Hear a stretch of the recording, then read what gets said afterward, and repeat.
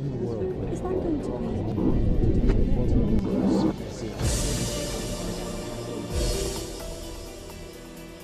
Content creators, influencers, they have multiple titles. But these are the people who rule powerful algorithms and have millions following their trends. Initially seen as trendsetters in lifestyle and entertainment, influencers are increasingly playing a significant role in shaping public opinion. Their ability to reach millions of followers in a short time gives them a unique platform to disseminate information, raise awareness, and sometimes even shape the narrative. Some members of the media use their platforms to push their own personal bias, and agenda to control exactly what people think. This is extremely dangerous to our democracy. Majority of you are very easy to manipulate. Social media has dramatically transformed how we receive and perceive information about wars and conflicts, with real-time, unfiltered updates becoming the norm.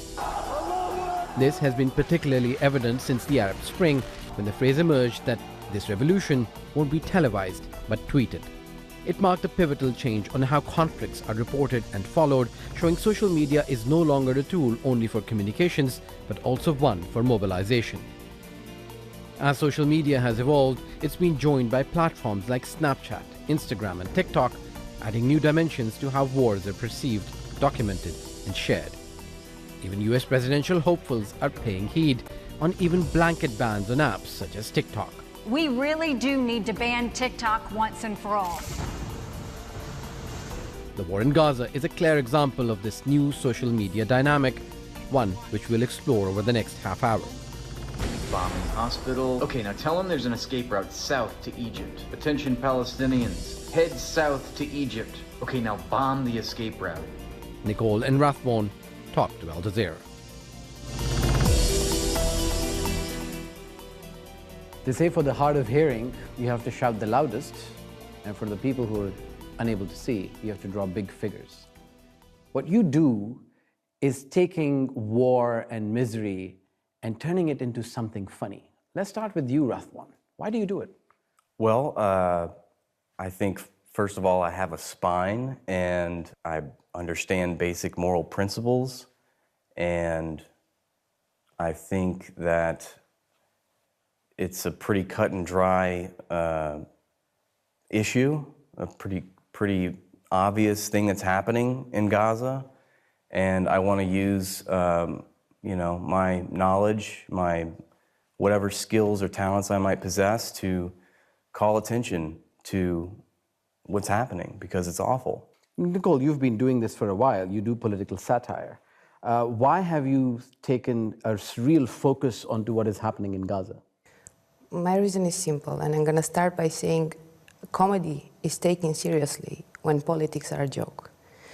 I'm saying this because when we do comedy and we're called insensitive, there's a big and very large group of people that they don't know what's happening. So satire and comedy makes them understand a little bit better about what we are trying to say. That's a very good point that you touched upon, insensitivity. That's something that people think, and especially when you talk about something, a conflict which is so steeped in controversy, where there are very, opinionated sides on both ends, how do you configure that this is insensitive and this is not? Because I'm not referring to a public that already knows what's happening.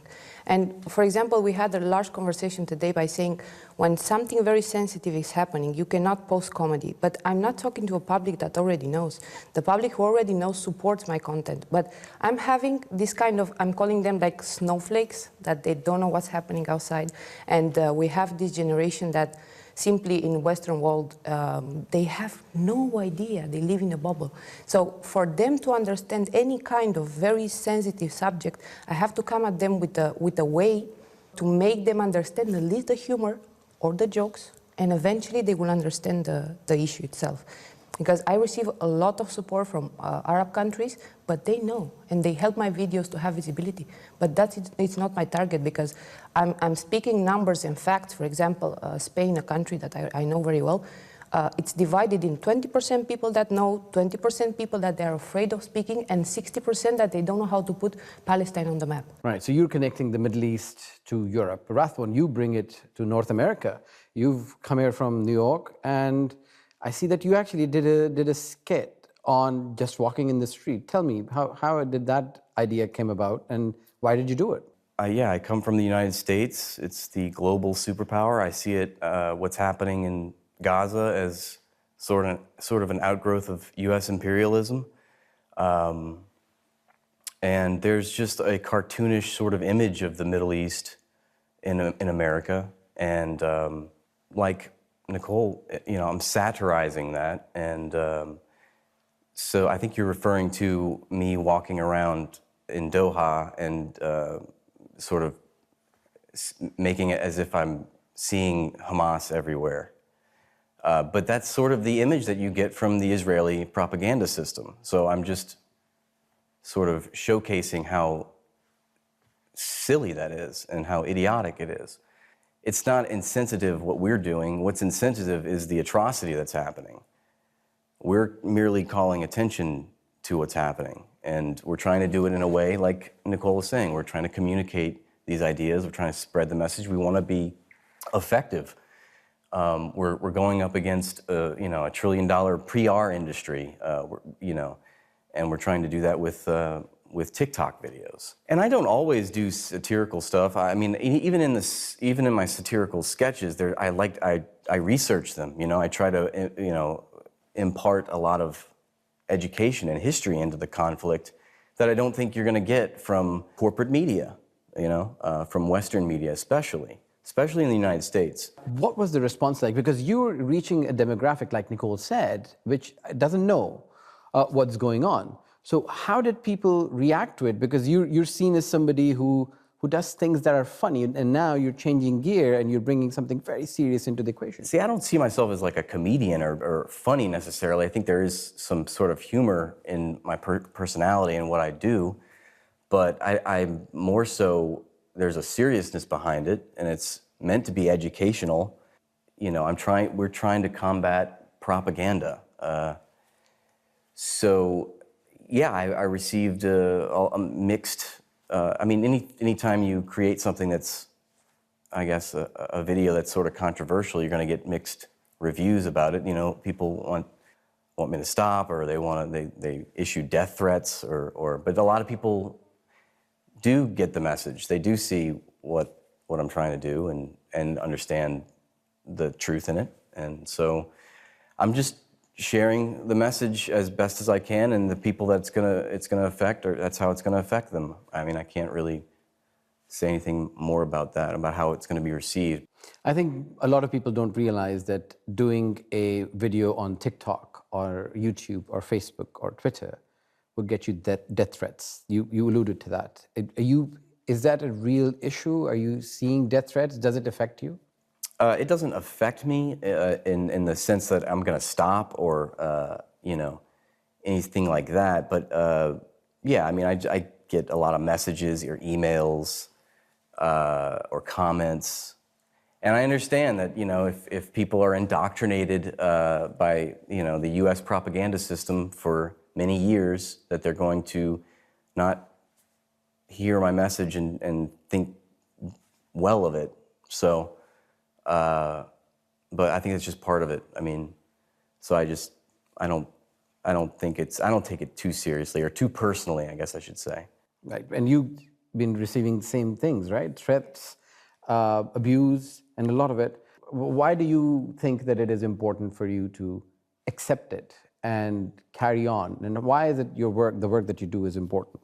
If I don't have a passion for what I'm doing, I cannot last in a trend by doing 2-3 videos and just to feel good with myself. If you have a passion, you have to have consistency. And you cannot see so many videos with butchered kids and so much blood and so much pain and not just go crazy. So you need to have a passion in order to do this kind of content, and you need to understand that after maybe crying because you see so much pain, you have to Go with your purpose and with your mission to make people understand. And I'm not making only comedy. It's a political satire, because when we're talking about Palestine and everything is happening, we have to touch subjects like democracy and what democracy means and how customized is according to the skin color, to the rights, to the country, to the religion, about the fake freedom. I mean, I'm European. They say I'm free. But if I protest for Palestine in Paris, I get arrested.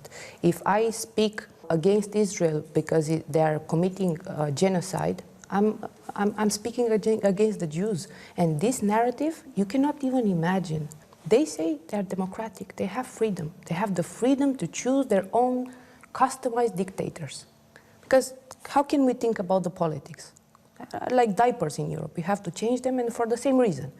So if you have the right and that power to choose your own politicians, why don't you use the same power to be careful who you're choosing and their politics outside the borders of your country? So this is what I don't like. They like to King Kong their chest that we're free, we have democracy. In Arab world, people, they don't understand, they don't know that all the education, the first alphabet came from Syria, the oldest capital, for example.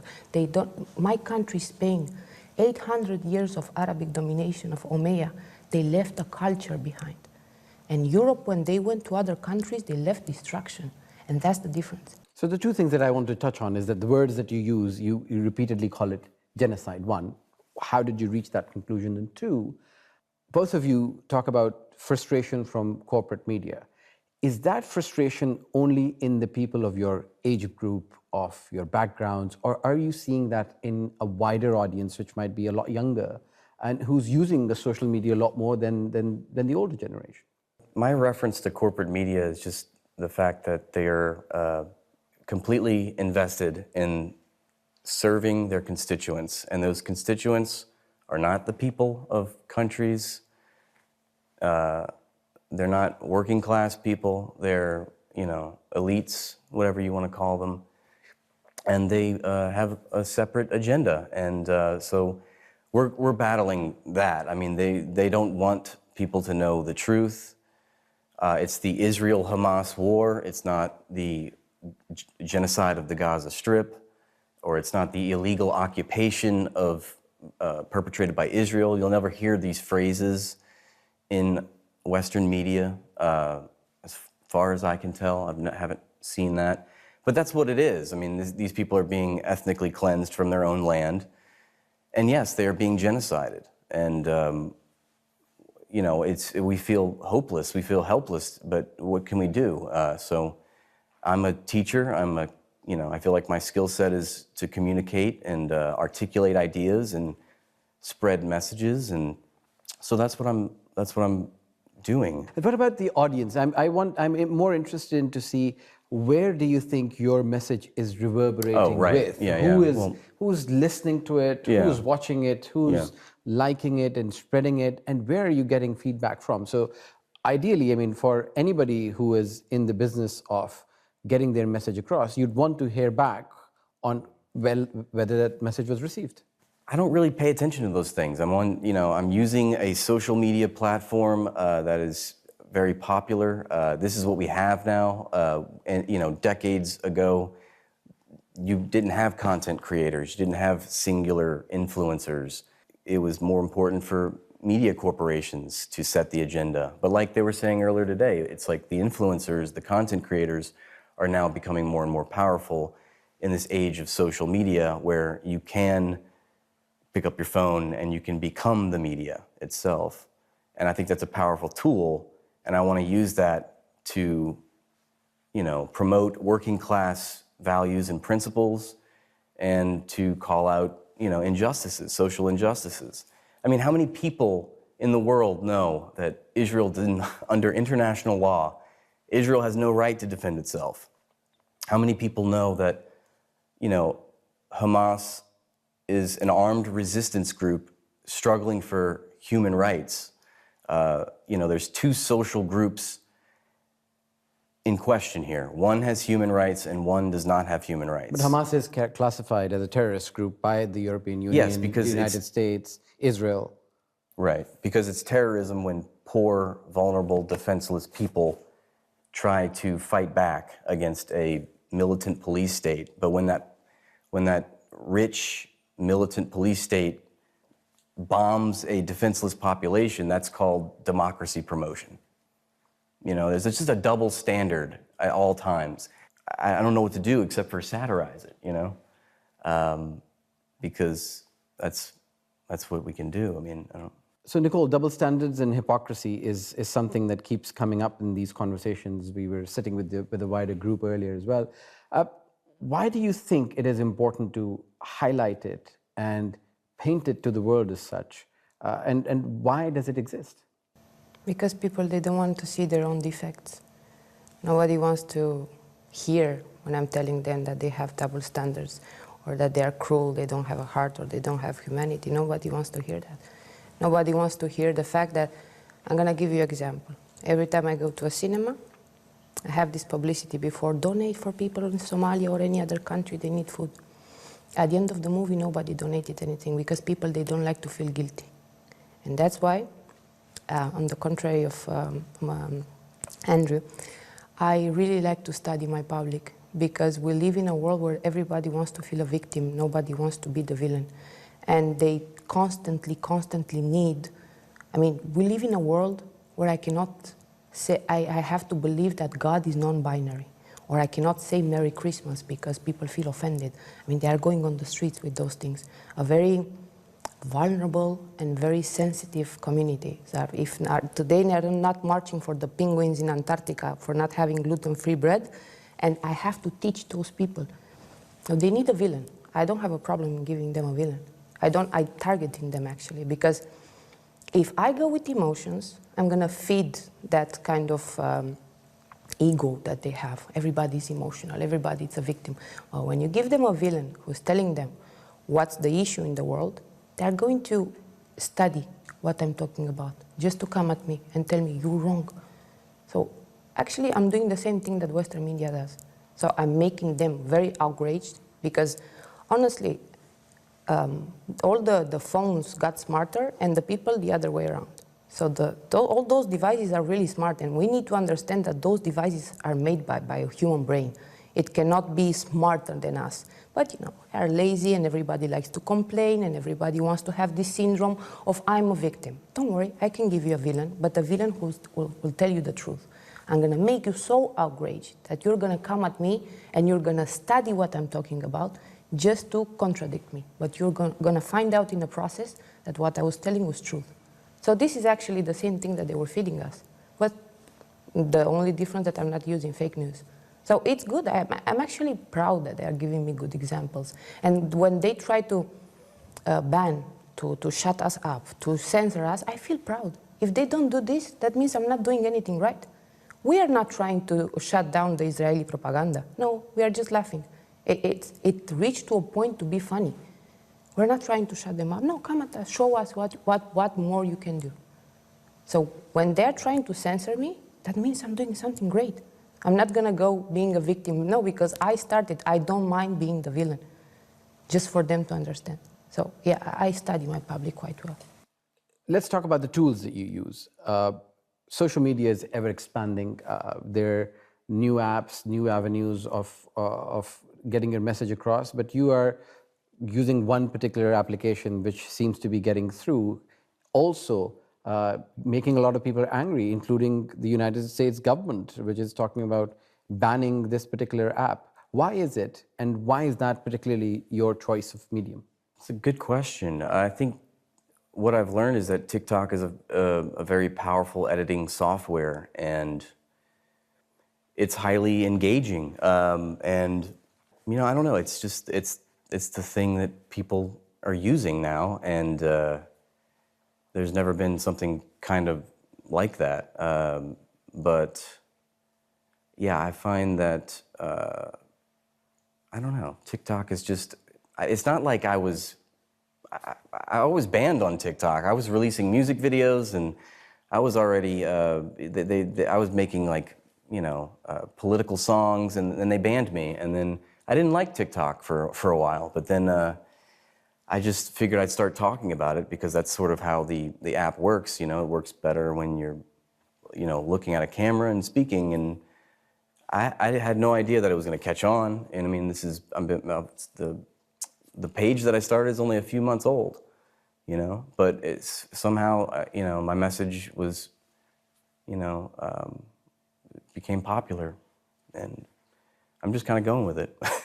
And why do you think that that particular choice of medium is important for you? Or do you think that it is, you have to use all of those platforms to get your message across? I'm using all of them. I don't know if TikTok, has some political thing behind to support. I mean, it supported a lot, but it banned also a lot. So it's just funny to see politicians like Nikki Haley being so outraged and saying that 1 hour of TikTok is turning our teenagers 17% more radicals. Like, why are you so scared? I mean, you have all the media. You can fact check everything. We can get banned because we don't have the facts. Like Al Jazeera can fact check something and they can prove it's true. I'm just Nicole. Why are you so afraid of me? And the masses are important. So it's the first time in a long time that a massive group of people, especially how we call it the Gen Z generation, the new generation, that they're speaking, and imagine the frustration of paid propaganda to be taken down by so many teenagers. Because we know that they paid millions and billions in apps, in Google, in YouTube. And actually, I don't mind the territory. If it's Instagram or Facebook or Twitter, I don't care. I just do the same, what I need to say, because my soul is burning, and just take it. I can translate in all the languages I know, and just who wants to listen will listen. But I'm doing my job before. I know exactly who I'm talking to, and I know exactly who's going to get hurt. And people have to understand that when they talk about this war and this situation, it's not only about the conflict itself. We cannot even call it a conflict. I mean, the hypocrisy in Europe, oh, Russia and Ukraine. I hate any type of violence, but there are two armies fighting. We don't see two armies here. We saw Mossad in movies that they are very strong, the best army, nuclear weapons. Against who? Against who? They have their kids with rocks, and they have Hamas that they don't have the same weaponry. So we cannot talk about a conflict. So when you see all these, if they have blue eyes and they're blonde, come to Europe, you're educated. But no, if they are Arabs, oh, careful. And that's the thing, it doesn't matter how you send the message if you know exactly how to send. And you have to study the other side as well, because they did a good job for a very long time. My last question to you is not just to content creators, but serious broadcasters as well. The war in Gaza has gone on for weeks. It's not because of the dearth of information, it's because of the actions that are deliberately being taken. Are you making a difference? And if you're not, what's driving you? What's driving me? I mean, like I said, it's just having a spine and having basic moral understandings, having critical thinking, and I guess you could say just a commitment to principles. Basic principles. What about you, Nicole? I have to say that Western world really failed Palestine. And I want to represent here the Western world by saying that I'm really sorry. And I have to wash the sins by saying that if we didn't do it until today or until 7th of October and we start doing this, we have to apologize first. And we have to understand that if you don't have a heart, it takes just a heart. You don't need anything else. You don't need religion. You don't need politic views. You don't need anything but a heart to understand those things. So what drives me, I had rage, but now I have passion. Because I think most of the countries of the world, they are ruled by Israel, but Palestine. We think we're free in Palestine when Palestine freed us and showed us what human values we lack. This is what happened, actually. They're suffering and they're dying, but they liberated an entire world. And that, for me, is the most important thing. And it's not enough anymore for me. It's not enough to hop on a trend and feel good. And it's not enough not saying that there are big voices in this world. And they're saying we're not obliged to talk. Yes, you are. We're seeing your movies. We're buying your music. We're calling you influencers. We trust you. So yes, people are obliged to talk about those things because it only takes a heart. So this is my message. If I have to condemn something today, I condemn people who are silent. And I'm really sorry from Western world that we failed them for such a long time. Rathbone and Nicole, thank you very much for talking to Al Jazeera. Thank you. Thank you for having me.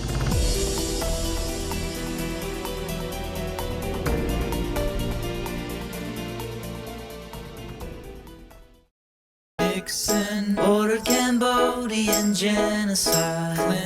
Sent cruise missiles to Sudan, people died. Obama gave the orders to do drone strikes. Invaded Nicaragua in '85.